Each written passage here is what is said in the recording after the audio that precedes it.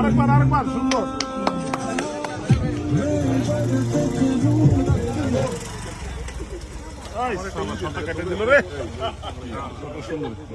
আচ্ছা মুহিম, আমরা